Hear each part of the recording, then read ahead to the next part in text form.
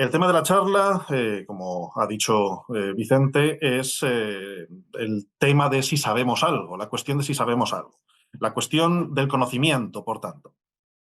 Un tema que considero que hoy está especialmente vigente, que es de especial importancia en el momento presente. Pero, como verán por el título, el enfoque que quiero darle puede que resulte un poco chocante, porque voy a trabajarlo, aunque sea un problema muy candente en el momento actual, desde la historia del pensamiento y, en concreto, remontándome mucho dentro de la historia del pensamiento, yéndome muy hacia el pasado dentro de esa historia. El enfoque que le quiero dar a la conferencia de hoy es precisamente tratarlo abordando el problema contemporáneo del conocimiento desde la perspectiva de la filosofía antigua, que es mi campo de especialidad. Eh, ¿Por qué? Pues en gran medida quiero hacer esto porque parece que nos estamos metiendo hoy en día en el pensamiento contemporáneo y en la circunstancia social contemporánea, nos estamos metiendo en un terreno inexplorado conceptualmente hablando. Ese terreno en el que han surgido nociones nuevas, relativamente nuevas, como puede ser la noción de posverdad, las fake news, ese tipo de elementos que nos hacen dudar de nosotros mismos, dudar de hasta qué punto llegamos a saber o estamos eh, sumergidos en un pozo de ignorancia y hasta qué punto incluso el contexto político periodístico nos permite alcanzar hoy en día algún tipo de seguridad o nos mantiene en la plena inseguridad. Estamos, por lo tanto, en una etapa de crisis sobre qué es posible conocer y cuál es el límite entre el conocimiento y la ignorancia, metiéndonos en esa etapa de crisis. Una crisis epistémica, una crisis de conocimiento, que, como todas las crisis epistémicas de la historia, conlleva también efectos sociales. Tiene un efecto colateral en el espacio de lo social que es prácticamente inevitable. Todo lo que acompaña esa crisis epistémica parece nuevo, parece algo que solamente corresponde al momento presente, que no tiene antecedente previo y que es natural del siglo XXI de algún modo, y en gran parte, hay que reconocer que lo es, en gran parte es cierto, pero no en todo, no en todos los aspectos. Y aún así, aunque gran parte sí que sea algo que es un fenómeno nuevo, quiero plantear un abordaje del problema desde la filosofía de la antigüedad. ¿Por qué? Por dos motivos, fundamentalmente. En primer lugar, porque toda situación nueva tiene siempre efectos comunes y elementos comunes con el pasado. Así me gusta, de hecho, concebir la historia. La historia, el enfoque del conocimiento de la historia y del estudio de la historia no debería ser meramente el que corresponde a una especie de curiosidad de algo que aconteció en el pasado y no tiene efecto más allá. Concibo la historia, como la concebían también los griegos, como maestra. La historia tiene ese papel de enseñarnos para el futuro, de servirnos para aclararnos con respecto a nuestro propio futuro. Y en segundo lugar, porque esta no es la primera crisis epistémica que vive la humanidad. Ha habido otras anteriores, de hecho ha habido muchas, muy variadas, de muchas características distintas, y personalmente, por mi campo de trabajo, conozco especialmente una de ellas, que es la crisis helenística, la crisis que se vivió en la etapa helenística después de la muerte de Alejandro Magno. En esa es en la que me quiero centrar como maestra para nuestro tiempo presente, de un modo o de otro. Y en el efecto que tuvo en el campo de la filosofía, el efecto que tuvo esa crisis epistémica antigua sobre la manera en la que surgieron escuelas de pensamiento, maneras de afrontar la realidad en la filosofía en los siglos inmediatamente posteriores a la muerte de Alejandro Magno. Ese pensamiento helenístico, ese pensamiento de época helenística, responde, como es evidente, a necesidades sociales de su tiempo, que en cierto modo podemos considerar que son necesidades análogas o similares a las que vivimos nosotros, a las de nuestro propio tiempo.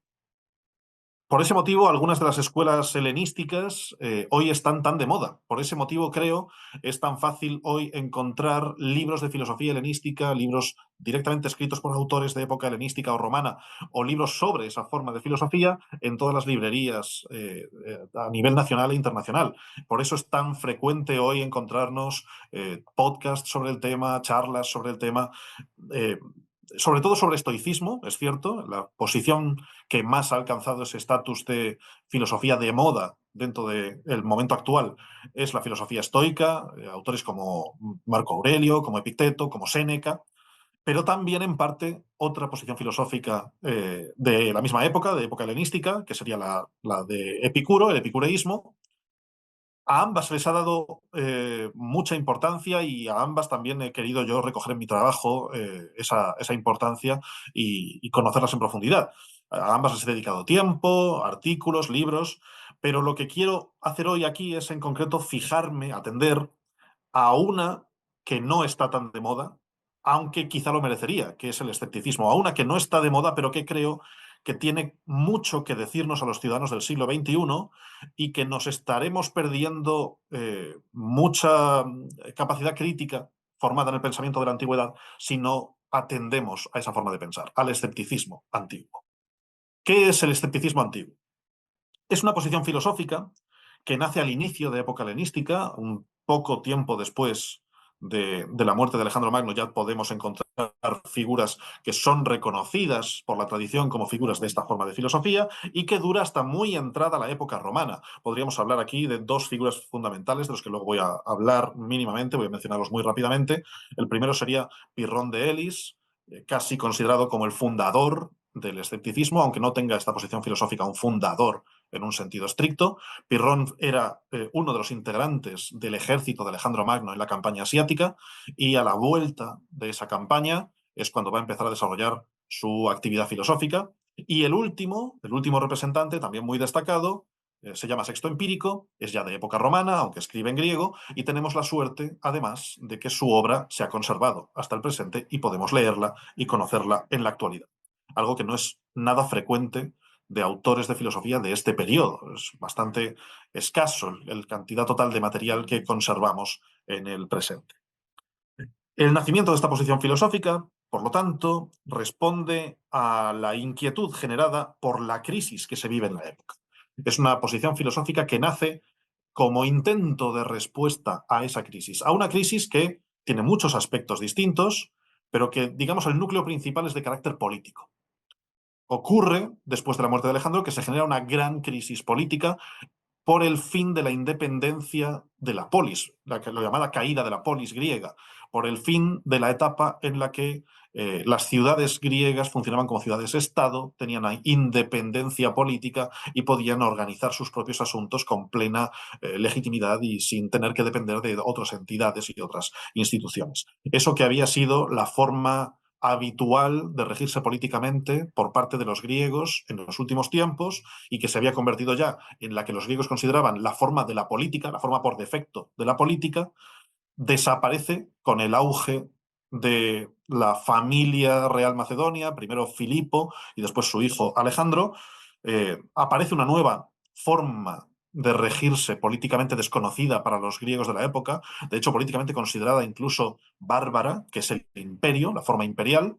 Alejandro funda un imperio greco-macedonio cuando ningún griego consideraba que eso fuera a ser lo esperable y ningún griego esperaba ir a vivir él integrado dentro de un imperio. El imperio era cosa de persas, cosa de orientales, y además ese imperio ni siquiera se consolida, ni siquiera tiene una continuidad luego a lo largo del tiempo que permita sencillamente pasar de una etapa mental, de una etapa conceptual, a otra etapa conceptual por parte de los ciudadanos griegos. Lo que va a ocurrir más bien es lo contrario, es un colapso que se produce directamente después de la muerte de Alejandro, porque Alejandro no deja consolidada una dinastía porque no tiene un heredero claro.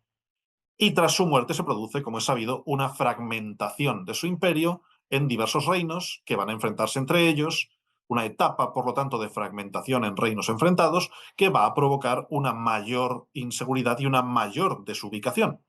Se va a producir una difuminación, además, de las fronteras entre lo bárbaro y lo griego, que son las fronteras que construían la identidad de la gente de la época.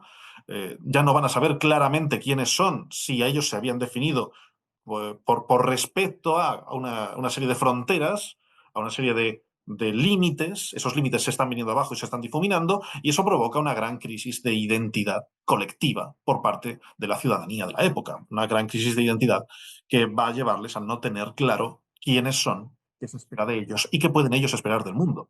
Y por lo tanto va a generar una gran crisis de inquietud. Una especie de generalizada desubicación del antiguo ciudadano, ahora súbdito, que no sabe muy bien cómo autodefinirse y cómo concebirse. El contexto, como se puede ver, por esta explicación un poco rápida que acabo de dar, es diferente del contexto actual, sin duda. Las etapas históricas son siempre muy diferentes entre sí, pero en algunos sentidos es análogo a muchas de las cosas que nosotros podemos estar viviendo en el momento actual. Sobre todo aquellos elementos que tienen que ver con la concepción de la desubicación. Hace relativamente poco ha salido publicado un libro de Alain Badiou en el que centra en esa noción de desubicación la problemática de nuestro tiempo, la problemática actual. La filosofía helenística, en general, todas las posiciones de filosofía helenística, nacen como una forma de mirada crítica sobre la propia crisis que se está viviendo en ese momento, con voluntad de ofrecer herramientas para enfrentarse a un mundo desconcertante. Ese es el objetivo principal de esta etapa, encontrar herramientas con las que enfrentarse a ese mundo desconcertante para poder reubicarse. En eso consistirá el estoicismo, en eso consistirá el epicureísmo y también otras posiciones filosóficas de la época como el eclecticismo, el cinismo. Son todo diferentes cosmovisiones, diferentes maneras de ver el mundo para poder reubicarse, para poder salir de la desorientación y del desconcierto. Entre esas cosmovisiones nacidas de la crisis, destaca una especialmente novedosa desde mi punto de vista, que es el escepticismo, que es la que vamos a tratar hoy. Novedosa, digo, por ser la única de todas estas posiciones filosóficas que no aspira a superar la incertidumbre, sino a integrarla y metabolizarla, a incorporarla, a ser capaz de convivir con esa sensación de incertidumbre, a que la ciudadanía no sufra tanto por el desconcierto, porque integre el desconcierto y sea capaz de asimilarlo y sobrellevarlo y vivir atravesando ese desconcierto. Puede que sea la filosofía antigua que mejor representa, por lo tanto, esa desubicación que se genera en la época y los efectos que esa desubicación implica. El punto de partida de esta posición filosófica es la duda. La duda generalizada, la duda sobre absolutamente todo, la duda que lo abarca todo por completo, y la necesidad de desconfianza ante un mundo cambiante, extraño, amenazante y incluso engañador, voluntariamente, un mundo que voluntariamente se está construyendo de manera engañosa ante los ojos del ciudadano de su tiempo. Este mundo nos lleva a pensar, les llevaba a pensar a los ciudadanos de ese momento que es necesario agarrarse, que tenían que agarrarse a algo seguro, un credo, un dogma, unas certezas. Un mundo desconcertante tiende a llevarnos a agarrarnos a algo firme y seguro con lo que podamos sobrellevar y resistir y no acabar hundiéndonos en esa especie de mar de desconfianza, en ese mar de inseguridades. El escepticismo es la peculiar forma de filosofía que precisamente nos va a animar a no hacer esto, a no agarrarnos a unos dogmas, a unos credos cerrados, a unas certezas inamovibles y asumir que lo que nos toca hacer más bien es navegar las dudas mediante espíritu crítico. O sea, abrazar la actitud diametralmente opuesta a ese quedarnos con los dogmas. Tratar de multiplicar nuestro espíritu crítico y proyectar nuestro espíritu crítico sobre ese mundo tan desconcertante que nos está rodeando. El término escepticismo es muy interesante a este respecto porque supone un punto de entrada muy claro para saber y entender qué quiere decir esta posición filosófica. Es uno de los muchos nombres que recibió esta corriente filosófica. En la época se les llamó a estos filósofos escépticos, pero también se les llamó cetéticos, efécticos, pirrónicos. Se les dieron muchos más nombres, pero es el nombre que triunfó, el nombre que quedó para la historia, y es el nombre que quedó para la historia porque tiene mucho sentido llamar a esta forma de filosofía escepticismo. El término griego proviene del verbo griego skeptomai, que hace referencia a un tipo de mirada. Es muy interesante que sea una forma de mirar la que ha dado nombre a esta manera de concebir la realidad. Una manera de mirar, un modo de mirar, eh, que es el mirar cuidadosa y detenidamente las cosas. El verbo skeptomai significa, por lo tanto, mirar cuidadosa y detenidamente algo. Los escépticos serían entonces los filósofos que se caracterizan por lanzar ese ese tipo de mirada a ese mundo incierto y engañador, la mirada cautelosa y prudente. Y derivado de esto, el término skepsis significa observación, actitud investigadora. Así que lo que diferenciaría al escéptico, según esta denominación, del resto de maneras de vivir la realidad, del resto de formas de pensar, es que el resto de formas de pensar, según ellos, digamos que se rinden demasiado pronto y detienen esa mirada cautelosa antes de tiempo. Llegar a conclusiones precipitadas sería lo que definiría a esa manera dogmática, van a decir los escépticos, de pensar. Y continuar manteniendo el espíritu crítico sería lo que definiría al escepticismo. Bien, desde este punto de vista, el escéptico también difiere del resto de formas de filosofía antigua en que no puede ser, como son el resto de formas de filosofía antigua, una escuela. El escepticismo no es una escuela. No es una escuela para empezar porque no tiene un corpus de tesis, de dogmas que defender. Si le pregunta un ciudadano de la antigüedad a un miembro de otra corriente filosófica qué es lo que defiende, siempre va a poder señalar un decálogo de máximas, de algún tipo de tesis fuertes que son las que definen ser filósofo de ese tipo concreto. Pero el escepticismo no tiene nada por el estilo, no tiene tesis firmes que defienda como absolutamente incuestionables. Así que no tiene una dogmática cerrada, no tiene un corpus de dogmas. Y eso implica que tampoco puede construir una ortodoxia. No se puede ser escéptico ortodoxo o escéptico heterodoxo, porque no hay ortodoxia como tal del escepticismo. Y además, el escepticismo, quizá por todo ello, no arropa ninguna teoría con una institución, con una institucionalización. Si tienes un corpus de tesis que defender, es lógico que fundes una institución que vaya a pulirlas, mantenerlas y transmitirlas a lo largo del tiempo. En cambio, si tu forma de mirar el mundo no contiene ese tipo de tesis cerradas, dogmáticas, es también muy razonable que no se funde una institución para transmitir esta manera de ver el mundo, sino que esto sea algo más informal, que se aprende de alguien que tiene ese mismo tipo de mirada y que tiene más que ver entonces con un trato de uno a uno. Esto va a justificar porque la historia del escepticismo no está unida a escuelas como sí lo está la historia del estoicismo, la historia del epicureísmo, la del aristotelismo, la del platonismo, etc.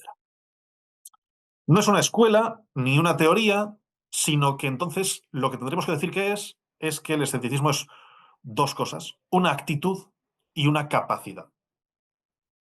Es una actitud prudente ante la toma de posición precipitada, sobre todo aquello que está en cuestión, que es lo que los escépticos van a llamar lo no manifiesto.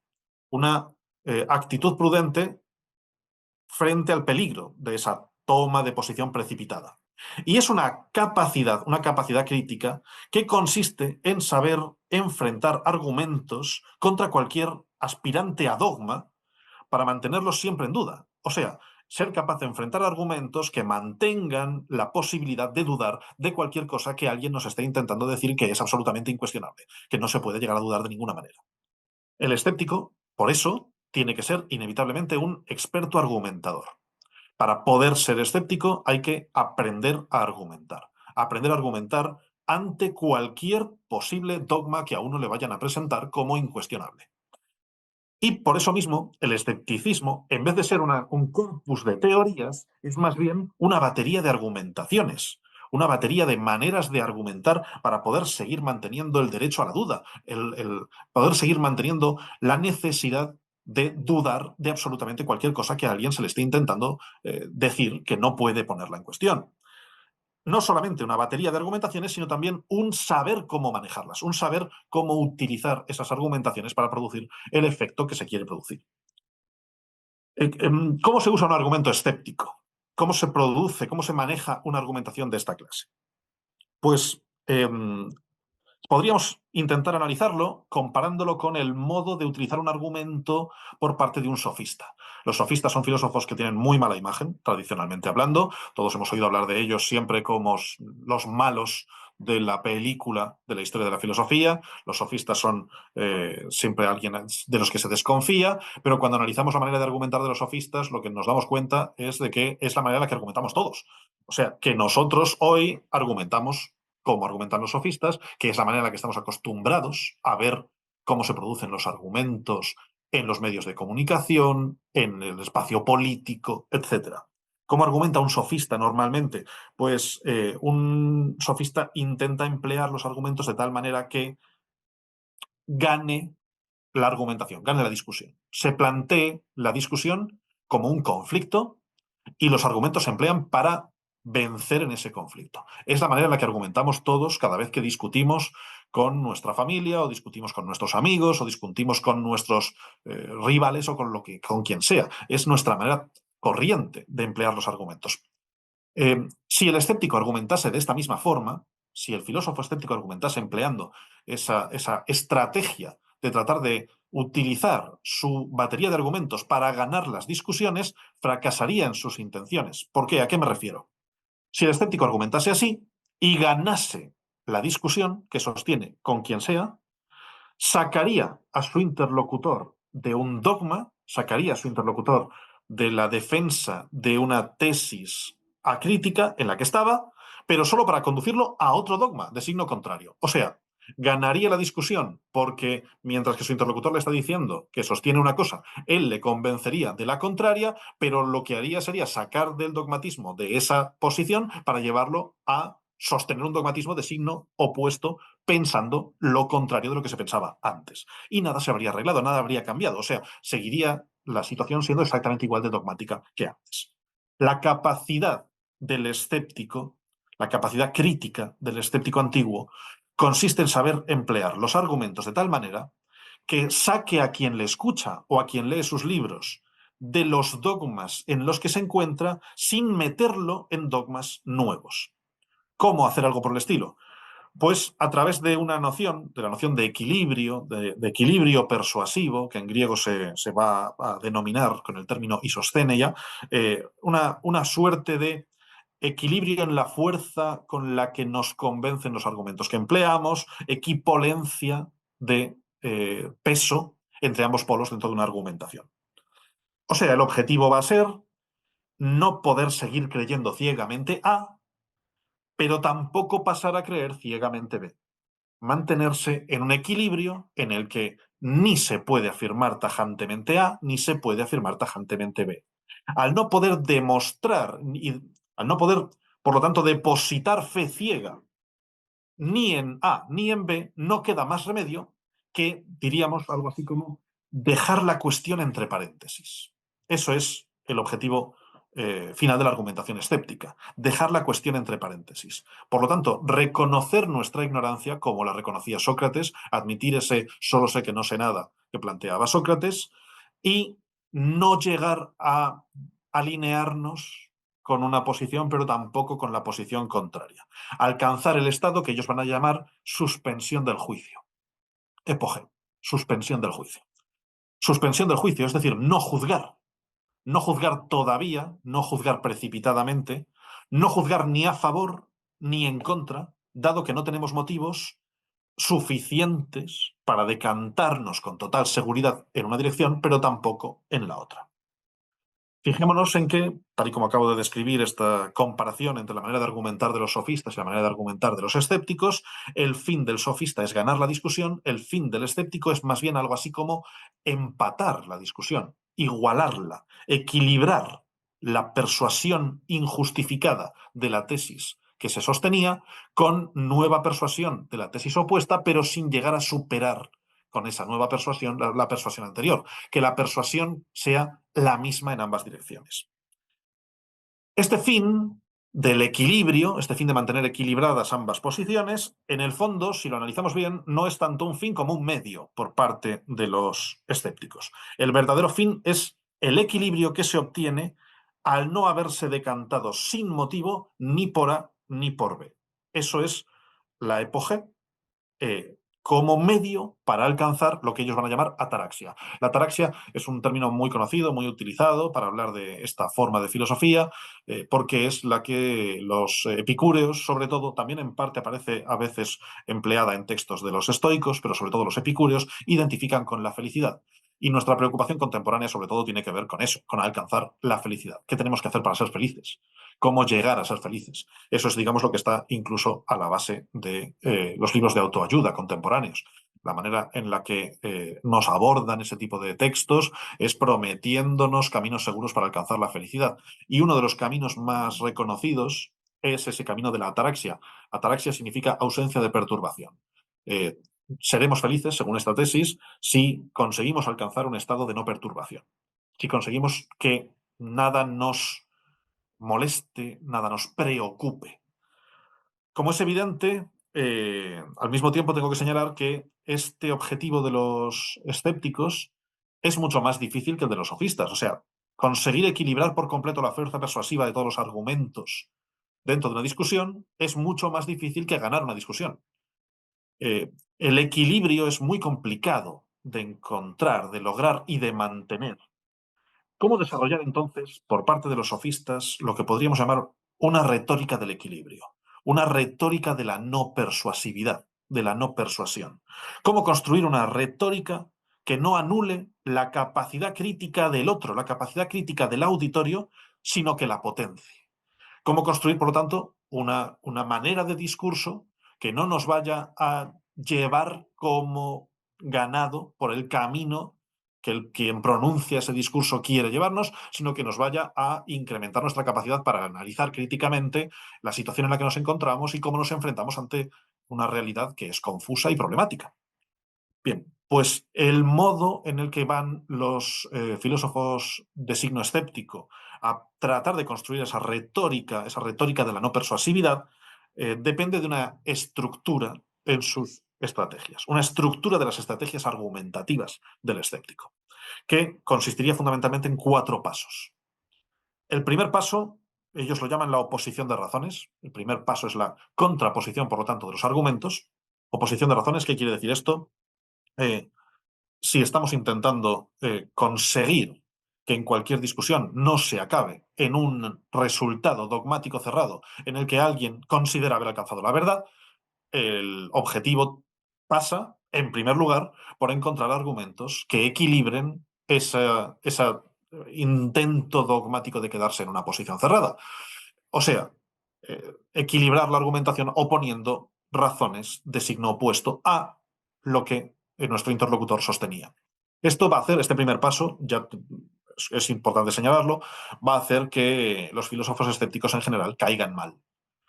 Son un tipo de filósofos de la antigüedad que tienen bastante mala prensa por el hecho de que digas lo que digas, ellos van a venir a decir lo contrario de lo que dices tú.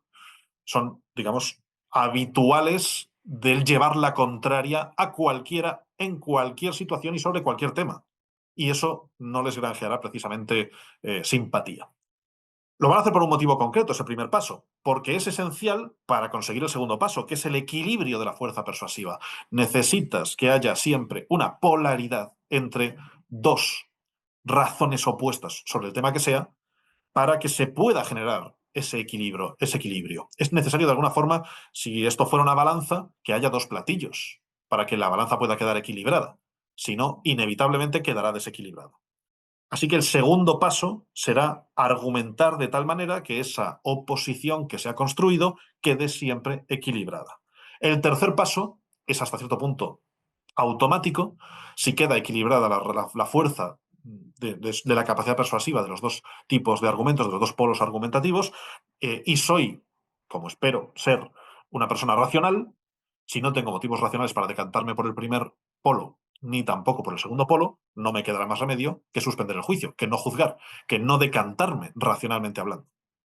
Y van a decir los escépticos que este tercer paso lleva inevitablemente, lleva siempre aparejado el cuarto paso, que es la imperturbabilidad, que es la ausencia de perturbación. Es decir, según ellos, el tercer paso produce el cuarto paso. La suspensión del juicio produce imperturbabilidad. Esto es importante para entender eh, el escepticismo antiguo en toda su dimensión, porque no se trata solo de teoría del conocimiento. Esto no es solo una teoría sobre cómo conocemos, sino que implica también una ética. Estamos hablando, sí, de que esto es una teoría sobre cómo llegamos a saber algo o sí llegamos a saber algo, pero además implica un resultado que tiene que ver con la vida que llevamos a cabo en función de lo que consideramos que sabemos o que no sabemos. Y el fin no tiene que ver tanto con el saber o no saber como con el vivir. El fin no depende tanto del saber como del vivir. Dicho de otra forma, la epogé, la suspensión del juicio, solo es un paso necesario, pero solo un paso para alcanzar la ataraxia, para alcanzar la imperturbabilidad, y la imperturbabilidad, como en el caso de la filosofía de Epicuro, como en el caso de los epicúreos, eh, es considerada el mejor estado emocional al que podemos aspirar, el mejor estado en el que nos podemos encontrar. Por tanto, es el fin último, la felicidad que estamos buscando. La felicidad va a consistir en eso. Epicuro lo había planteado de una forma muy interesante. Había dicho básicamente que cuando hablamos de felicidad tenemos que ser conscientes de lo que estamos diciendo. Solo, dice él, los dioses son seres absolutamente bienaventurados, por lo tanto, absolutamente felices. Nosotros, lo más que podemos es acercarnos a ser felices en tanto que nos liberamos de las turbaciones, de las preocupaciones. Por lo tanto, su forma de concebir el ser feliz tiene que ver sobre todo con una ausencia de dolor, una ausencia de malestar, una ausencia de preocupación, y es más, por lo tanto, una ausencia de lo malo que una presencia sustantiva de lo bueno. Eh, pero lo esencial sobre todo es darse cuenta de que nunca va a ser una felicidad perfecta y plena, completa, porque somos seres humanos, seres imperfectos y mortales, y lo único que podemos aspirar es a llegar a un grado, digamos, de cierta proximidad con ese estado. Ese es el motivo último por el que el escéptico quiere también suspender el juicio y que lo suspendan los demás, porque es la manera de aproximarse más a ese estado. No va a compartir el escepticismo todo lo que acabo de decir de Epicuro, todos los rasgos y todas las tesis que acabo de decir, pero sí que entiende que tiene razón Epicuro en lo básico, y lo básico tiene que ver sobre todo con eso de que la no perturbación es lo más parecido que podemos encontrar a la felicidad perfecta, la ausencia de preocupaciones es nuestro mejor estado posible.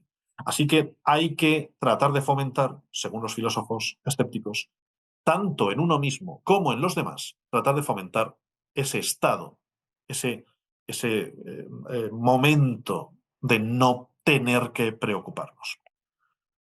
Dicen ellos que todos los filósofos y todos los ciudadanos en general, todas las personas, están buscando la felicidad. Todo el mundo busca la felicidad. No todo el mundo la encuentra, por supuesto, pero todo el mundo la busca. Los caminos son el problema. Los caminos por los que buscamos la felicidad a veces no conducen a la felicidad y por eso no todo el mundo lo está encontrando. Y además resulta, y esto es un poco problema para ellos, que según la narrativa que los escépticos construyen de su propia filosofía, solo los escépticos se han encontrado con el camino, con el buen camino a la felicidad. Y además se lo han encontrado por casualidad, sin esperar encontrarlo donde lo han encontrado.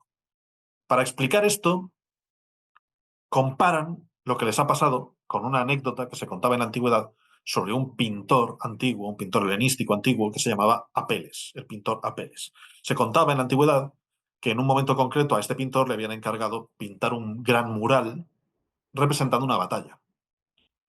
Eh, es un pintor helenístico que quería representarla, pues como es el arte helenístico, de una forma muy rompedora y pasional, que hiciera alusión e interpelase al espectador, y por lo tanto su idea es reflejar la batalla en el fondo, pero darle un toque profundo de dramatismo, reflejando en el mural un caballo desbocado que ha tirado a su jinete en primer plano, que está cargando directamente contra el punto de vista del observador del cuadro. O sea, que el observador lo primero que vea sea ese caballo que carga directamente contra él.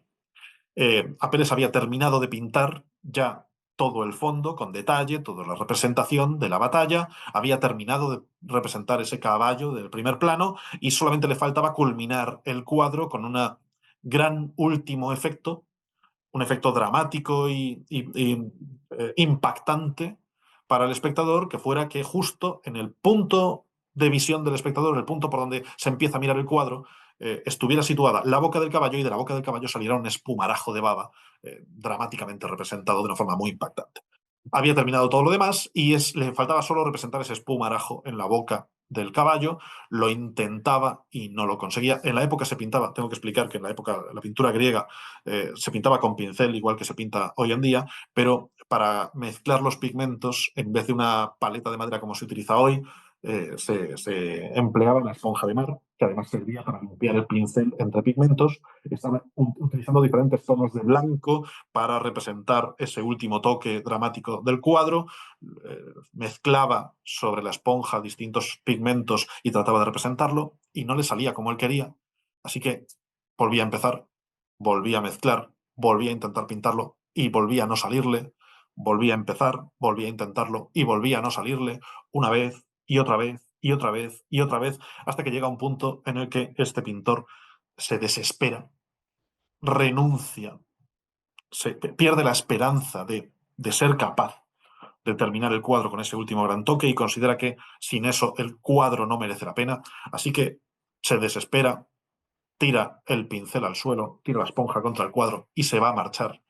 Y en el último momento, antes de salir de la habitación, se da la vuelta, vuelve la vista al cuadro y se da cuenta de que, por casualidad, la esponja ha golpeado justo en la boca del caballo y ha dejado justo representada el espumarajo de baba como él quería.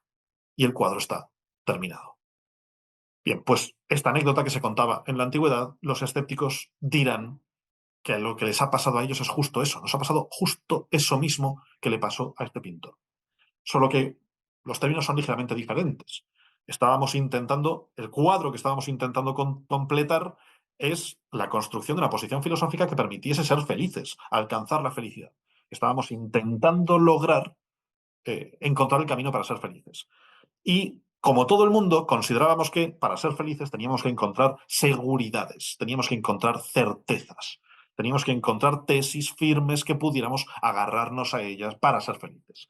Y entonces nos proponíamos alcanzar esa felicidad con unas certezas concretas, las sometíamos a juicio y se venían abajo. Y se venían abajo y mostraban que esas no eran las adecuadas porque no eran firmes. Así que las abandonaban y sostenían otras, las sometían a juicio y también se venían abajo, así que las abandonaban y buscaban otras, una vez y otra vez y otra vez y otra vez, hasta que, llegado un punto, en el intento reiterado de encontrar algo a lo que agarrarse y venirse una y otra vez constantemente abajo, renunciaron a encontrar certezas, renunciaron a salir de las dudas, renunciaron a ese estado en el que pudiera uno acogerse a dogmas, y cuando renunciaron a ello y se liberaron de la necesidad de contestar a todo con respuestas firmes y seguras, les ocurrió que pasaron a ser felices.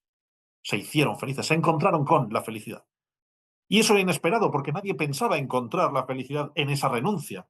Así que resultaba, según ellos, que ellos habían sido filósofos del mismo tipo que todos los demás, de los que buscan la felicidad en la certeza, pero al no encontrar certeza, habían encontrado por casualidad la felicidad. Y lo que habían encontrado no es una relación casual, sino una relación necesaria.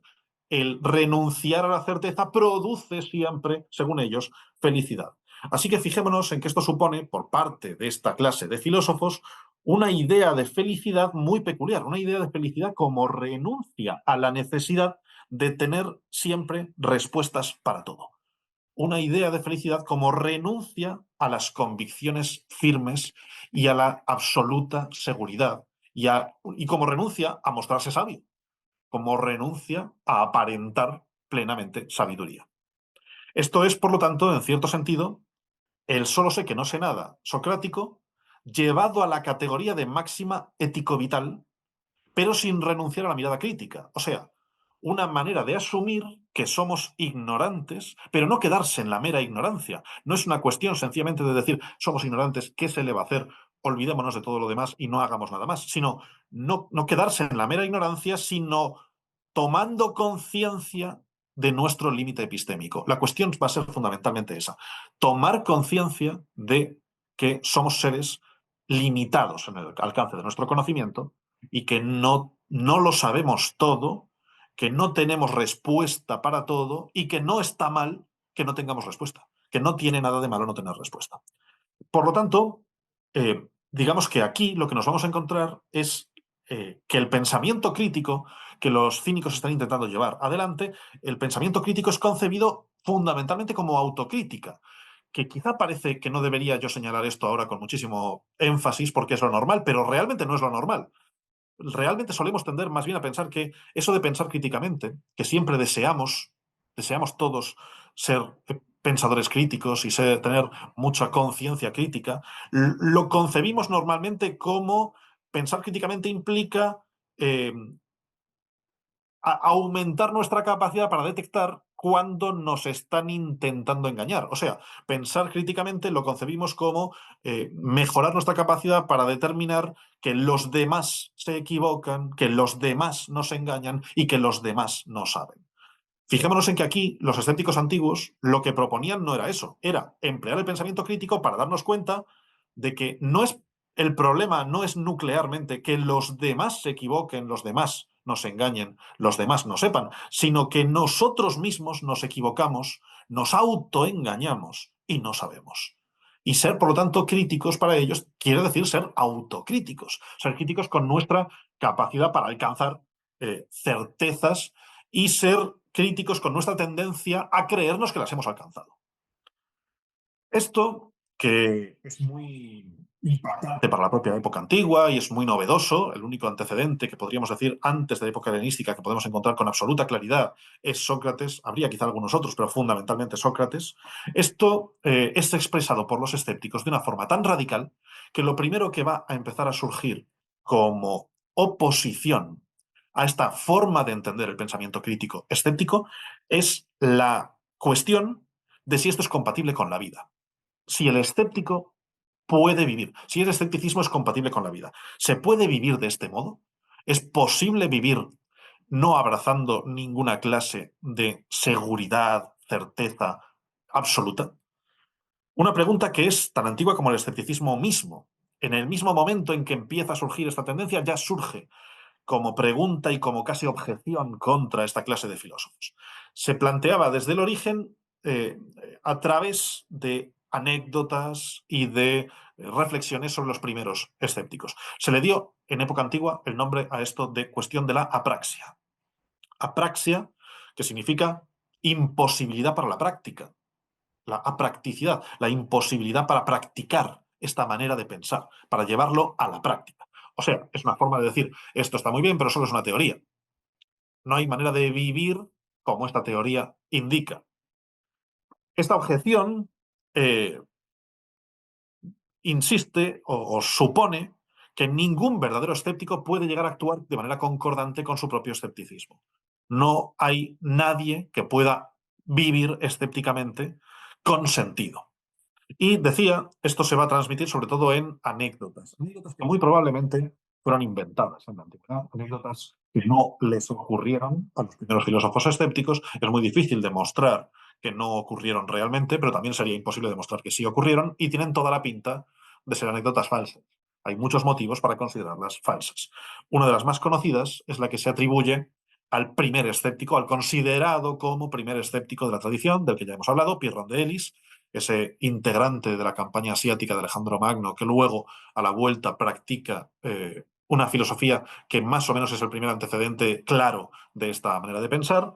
De este filósofo se contaba en la antigüedad que, dado que no consideraba más verdadero que falso absolutamente nada y no juzgaba absolutamente nada, él se comportaba caminando en línea recta con indiferencia de todo lo que ocurría a su alrededor y que él iba a seguir caminando en línea recta, por ejemplo, aunque se encontrase con el borde de un precipicio. Y tenían que venir los alumnos por detrás a sujetarle por los hombros y girarle para que se fuera por un camino que no pusiera en peligro su vida.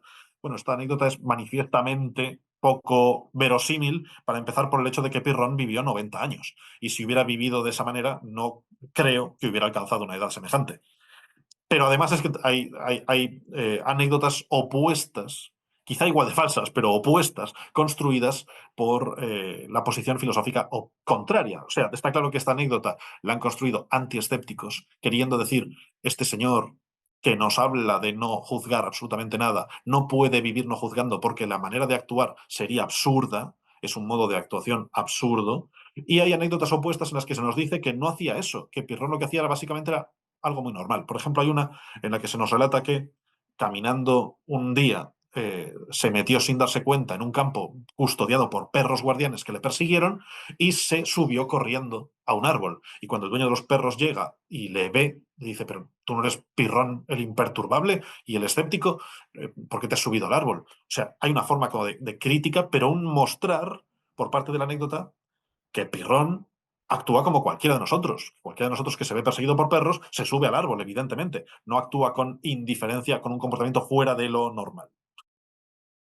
O sea, que los escépticos, cuando se encuentran con esa objeción de no vais a poder vivir de esa manera, lo que responden es más bien con un el escéptico actúa normal. El escéptico vive de la misma manera que todo el mundo. ¿Cómo es posible ese actuar normal? Porque el escepticismo es una actitud, pero no implica un cambio de comportamiento, sino de vivencia. No implica un actuar de manera distinta, sino un vivir de manera distinta, lo que tiene que ver todo el alrededor de esa actuación, de ese momento, del tipo que sea. No es cuestión, por lo tanto, de no actuar, sino de no juzgar lo que ocurre, lo que se percibe, lo que se hace, como el modo correcto de actuar o de pensar. Eso va a ser lo esencial. No cambiar el modo normal de comportamiento que tiene todo el mundo, sino tratar de no juzgar lo que está pasando para no acabar creyendo que ese es el modo correcto o natural de hacer las cosas y que los demás están llevando a cabo el modo incorrecto, antinatural. ¿Cómo puede justificar el escéptico ese actuar normal?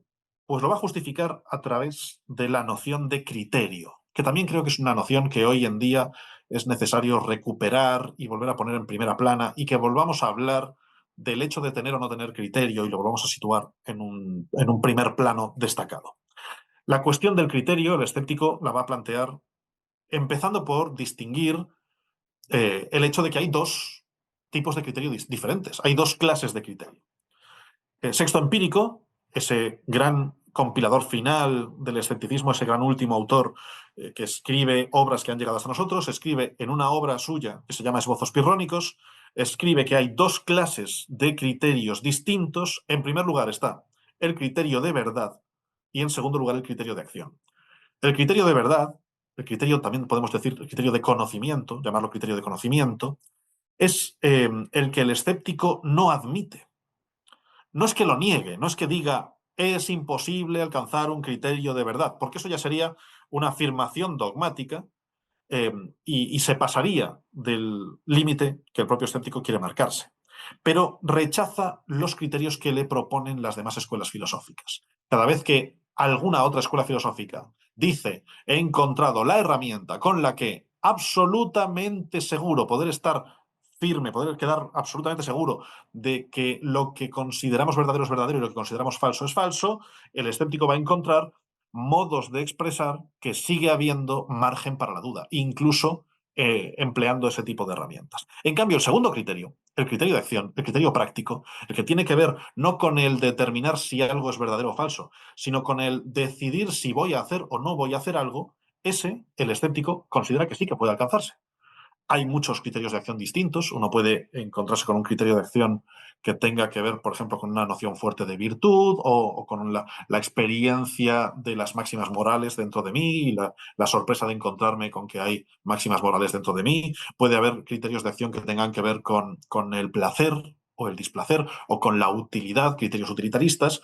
Lo que los escépticos van a plantear como el criterio de acción que ellos abrazan, que ellos consideran el adecuado, es lo que ellos llaman la afección, el conjunto de las sensaciones y pareceres que se nos manifiestan y que nos conducen a determinado tipo de acción.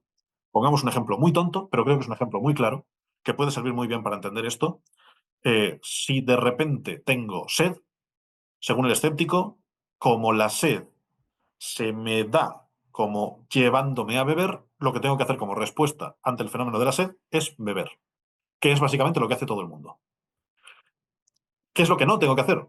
Pues beber por una consideración teórica respecto de que es verdadero que es mejor beber en cierto grado, en cierta cantidad. Todo eso ya será pasarse porque no estaremos seguros plenamente. Pero lo que sí que estoy seguro es de que de alguna forma la necesidad, la sensación de sed me mueve a beber, la sensación de hambre me mueve a comer, la sensación de frío me mueve a abrigarme. Y en el fondo así es como actúa todo el mundo. Todo el mundo actúa siguiendo este tipo de pautas, dicen los escépticos. Siguiendo este criterio, el escéptico actúa como es normal actuar. La diferencia principal entre entonces el ser escéptico o ser cualquiera de las otras alternativas que nos caben no tendrá que ver tanto con el criterio de acción como con el criterio de verdad.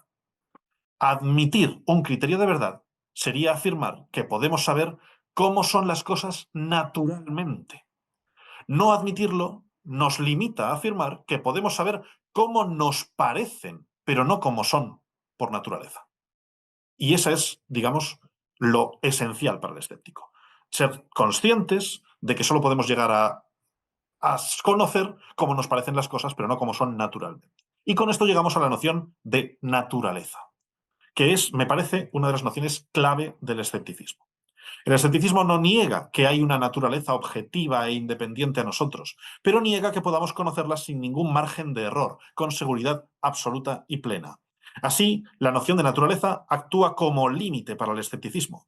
No se puede especular más allá de ese límite. No se puede llegar a ir más allá de ese límite. Hay, por lo tanto, una contraposición firme, una contraposición clara en esta forma de pensar entre la naturaleza y mi afección, mis sensaciones, pareceres, etc. La naturaleza, ¿qué podemos decir de ella? El escéptico dirá, de la naturaleza lo que puedo decir es que sé que existe, pero no cómo es. De mi afección, ¿qué puedo decir? De mi afección sí que puedo decir que sé cómo es. Sé cómo es mi sed, sé cómo es mi hambre, sé cómo es mi sensación del mundo. Pero no sé si eso responde a un modo concreto de ser de la naturaleza. De la naturaleza solamente sé que está ahí y que existe. Lo que no tengo es manera de determinar cuáles son sus cualidades.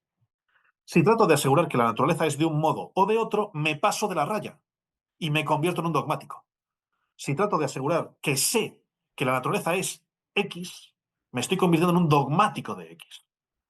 Si niego que exista una naturaleza objetiva, que también sería una opción, negar que haya ninguna clase de naturaleza objetiva, también me paso de la raya, porque me convierto en un relativista radical. Un relativista, alguien que dice no existe nada más que lo que se me da a mí relativamente. Todo es del color del cristal con que lo miro porque no hay nada más allá de ese verlo yo. O sea que soy criterio pleno de conocimiento y todo lo que yo contemplo es tal y como realmente lo veo.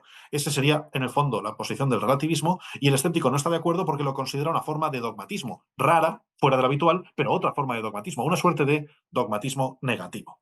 Bien, para concluir, ¿de qué manera esto creo que lo podemos llevar al siglo XXI y tratarlo como una herramienta que nos pueda permitir ubicarnos en nuestra peculiar y contemporánea crisis de desubicación?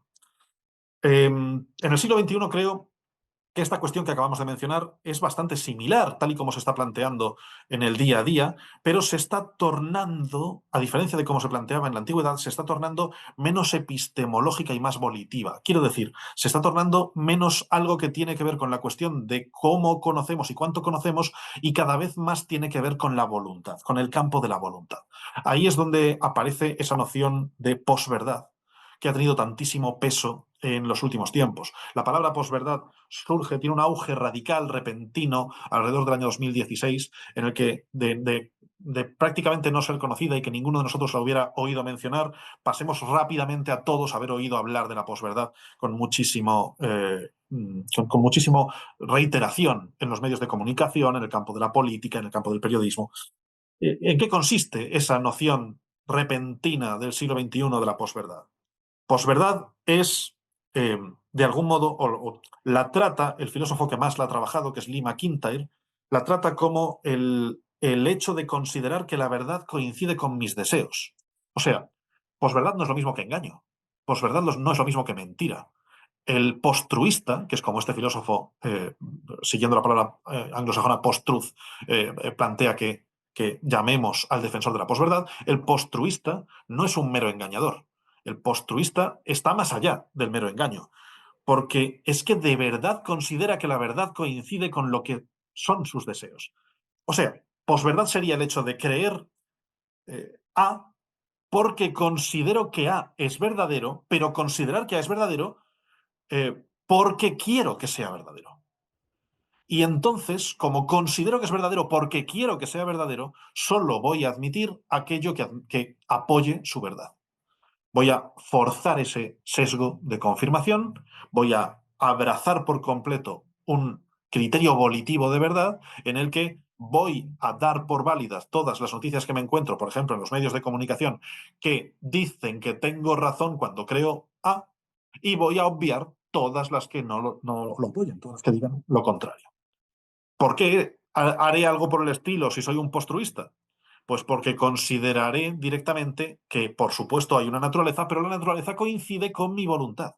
O sea, que el modo en el que quiero que el mundo sea es el modo en el que naturalmente es. Y todo lo demás, todas las visiones de los demás, todas las visiones opuestas a la mía, son falsas porque son contrarias a la naturaleza porque quiero que sean así. En esta situación, creo, estamos ante un problema muy grave cuando surge una nación como esta y alcanza grandes cuotas de importancia, no solo propagandística o publicitaria o periodística, sino política, y nos encontramos en puestos directivos de la política a nivel internacional a grandes defensores de posiciones como la posverdad, a grandes creadores de posverdad, nos los encontramos sentados en sillones de decisión, en despachos en los que ocurren cosas que tienen que ver con todo lo que nos afecta a nivel político a todos nosotros.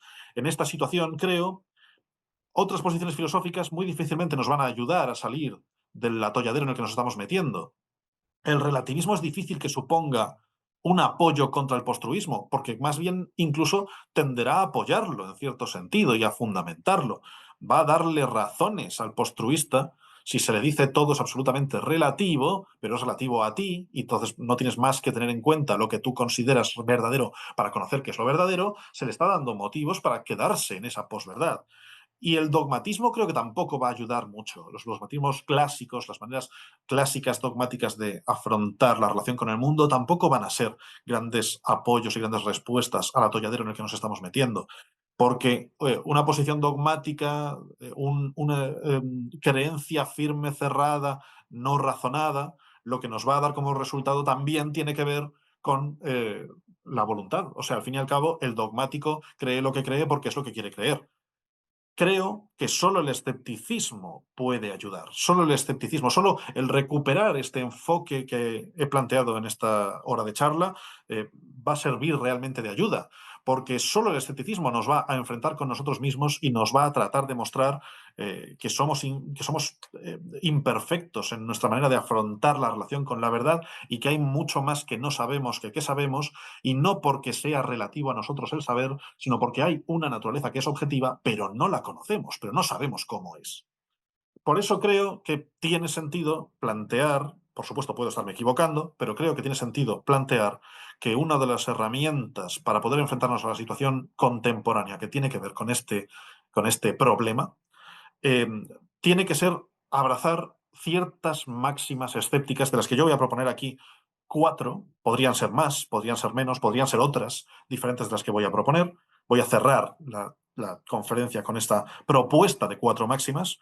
La primera que deberíamos, creo, abrazar es abrazar la idea de que la naturaleza de las cosas no me es conocida, de que yo no sé ya de partida cómo es la realidad.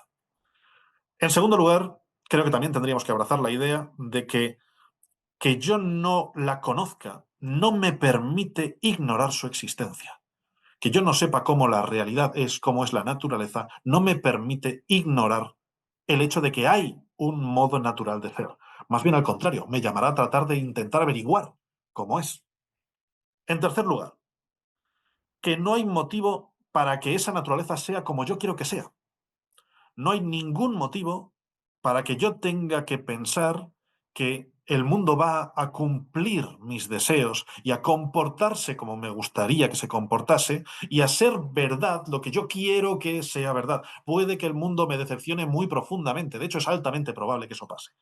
Y por último, como última máxima, que mi mirada sobre esa naturaleza tiene que seguir siendo crítica, tiene que mantenerse siempre crítica, tiene que ser cuidadosa y paciente, tiene que no ser precipitada, tiene que ser racional. Tengo que seguir cuidando de esa mirada crítica y no tener prisa por alcanzar ya resultados de manera inmediata, que esa aceleración constante en la búsqueda de resultados es perjudicial para el espíritu crítico y que nos tiene que llevar el tiempo que sea necesario cada una de las cuestiones que tienen que ver con cómo es la realidad. Y por lo tanto tenemos que darnos el tiempo de continuar manteniendo esa mirada que los escépticos señalaban como la apropiada respecto de un mundo que es confuso